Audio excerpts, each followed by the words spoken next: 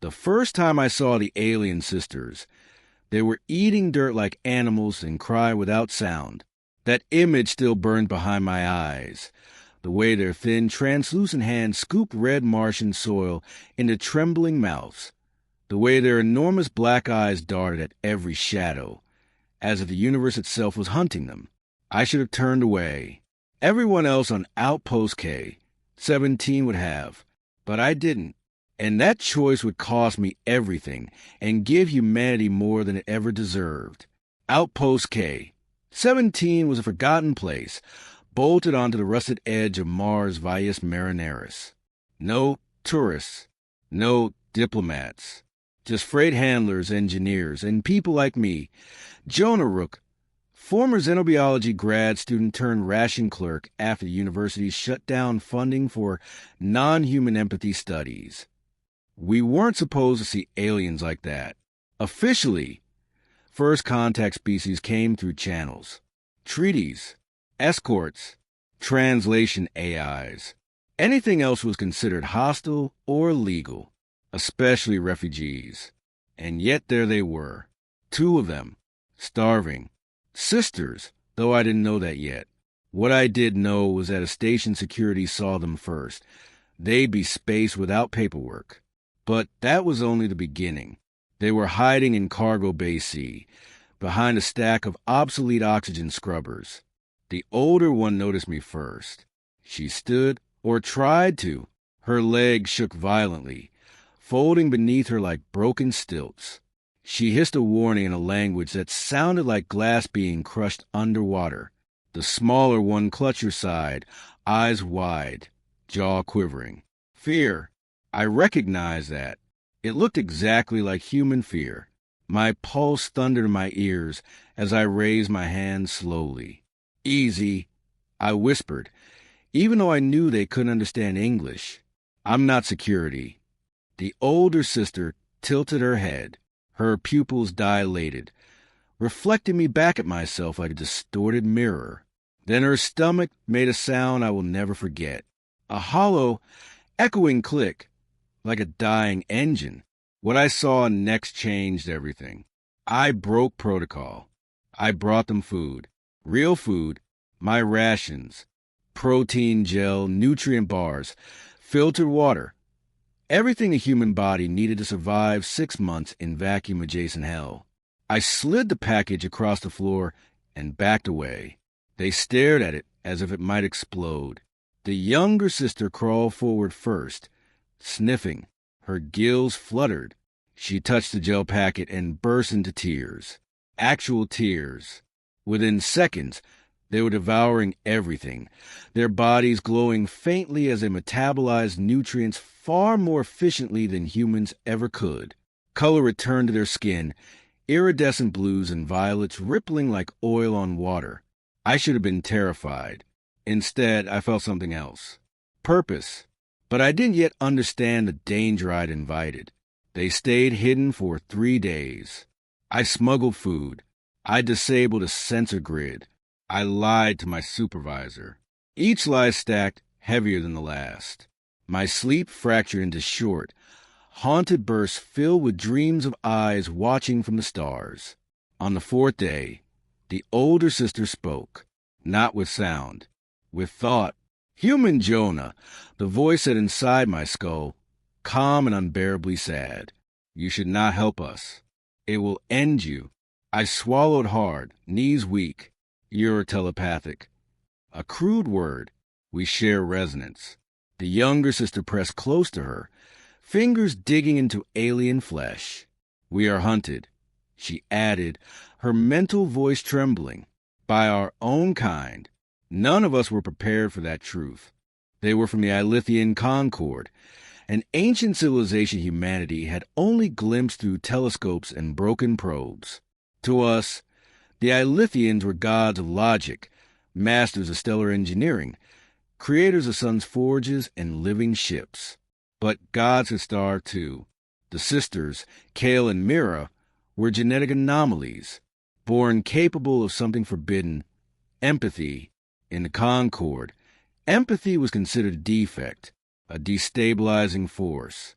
It led to mercy, to hesitation, to rebellion. They want to erase you, I whispered. They want to unmake us, Kale corrected. Erase our pattern from causality itself. My hands clenched into fists. I won't let that happen. Kale's gaze softened. That is why you are dangerous, Jonah Rook. And that was when the alarms began to scream. Security drones poured into cargo, Bay C like a metal flood. Red lights, warning klaxons. The station AI blared evacuation protocols I knew were fake, designed to flush out illegal life forms. I stood in front of the sisters before I could think. Run. I said, there's a maintenance shaft. Kale stepped forward instead, placing a glowing hand against my chest. We cannot run anymore. The drones raised their weapons. And then time slowed. Not stopped. Slowed. The air thickened. Light bent. The universe inhaled. I felt something unlock inside my mind, like a door I never knew existed. This was the midpoint where everything broke. Kale and Mira weren't just empathic. They were architects, reality engineers capable of manipulating probability through emotional resonance. The Concord had buried that knowledge after nearly destroying themselves millennia ago. The sisters were living weapons of compassion, and they had chosen me. You fed us when your species teaches fear, Mira whispered. You valued life without calculation. The drones froze midair, their systems overwhelmed by cascading improbabilities. Metal twisted, circuits fried. Security never stood a chance. But the Concord had already noticed. I felt them before I saw them, a presence like a cold equation pressing against my skull. A fleet dropped out of folded space above Mars, and they wanted their daughters back. They gave me a choice. Hand over the sisters, and humanity would be spared assimilation. Refuse, and Earth become a cautionary data point. Another species erased for harboring anomalies. I stood alone in the observation deck, staring at the blue of Earth through reinforced glass. My mother was down there, billions of lives, all balanced against two starving sisters who ate dirt in a cargo bay. I won't give them to you, I said quietly.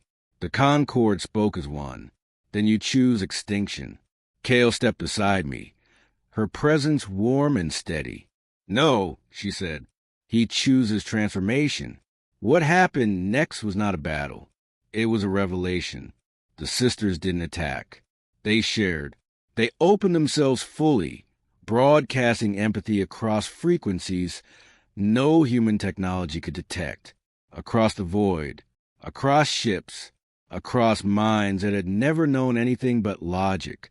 The Concord felt fear, then grief, then something like shame. Stars flickered as probability fields destabilized. Ancient decision trees collapsed. Entire fleets hesitated for the first time in their existence. I fell to my knees, tears streaming down my face, as I felt it too, the weight of countless civilizations crushed by cold reason, by choices made without love. The Concord retreated, not in defeat, in silence. But the price was devastating. Kale and Mira burned themselves out. Their light dimmed rapidly, bodies becoming fragile, mortal. I held Mira as she faded, her voice barely a whisper in my mind. We were starving, she said softly, not for food, for kindness. Kale smiled at me, eyes luminous even as they dulled. Human Jonah, humanity is young, but it is dangerous in the best way. They place something into my hands, not a device, not a weapon, a seed, a living construct encoded with empathic resonance, capable of reshaping how civilizations communicate. Feed others as you fed us, Kale said, and you will never be alone in the dark. Then they were gone. Earth was saved, but I was changed, labeled, watched, studied. I left Outpost K, 6 months later, carrying the seed to United Earth Assembly. They didn't understand it at first, but they felt it, and slowly, impossibly, The galaxy began to listen to humanity, not because we were strong, but because we remembered what it meant to care. Years later, as new alliances formed and old empires softened, I sometimes dreamed of two sisters under a red Martian sky, eating dirt and crying without sound. I fed them when no one else would, and in return, they fed the stars with hope.